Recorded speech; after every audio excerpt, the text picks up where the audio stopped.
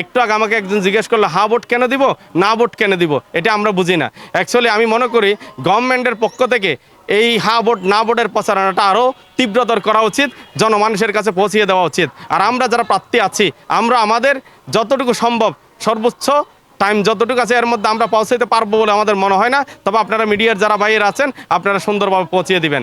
আর নিরাপত্তার ব্যাপার যেটা আছে এখনও পর্যন্ত আমরা যতটুকু দেখতেছি আলহামদুলিল্লাহ ভালো দেখতেছি। পরবর্তীতে ওনারা কি করে ওটা আমরা যখন ব্যাকআপ দেখব তখন আপনাদের মাধ্যমে আমরা জানিয়ে দেব দেশ ও জাতিকে। নির্বাচিত হলে প্রান্তিক জনগোষ্ঠী এবং বেকারত্ব দূরীকরণে আপনার ভূমিকা কী থাকবে?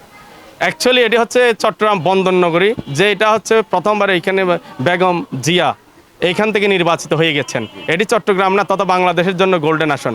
এই আসনে যারা দাঁড়িয়েছেন প্রত্যেকটা মানুষ অতীতেও বেকার জনগোষ্ঠীর জন্য কাজ করে গেছেন। এইখানে ইপিজেড থেকে ক্যাপিজেড থেকে ধরে এইখানে শিল্পাঞ্চল সবগুলো, কিন্তু এইখানে পরিপক্কভাবে একটা শিল্পাঞ্চলের যে রোল মেনটেন করে চলা লাগে আমাদের দেশে এই জায়গার মধ্যে বন্দরনগরীতে এখনও পরিকল্পিত শিল্পনগর হয় নাই। আমি একটু আগে জানতে পারলাম এখানে আনন্দবাজার মসজিদ থেকে বের হওয়ার সময় জানতে পারলাম আগুন ধরছে।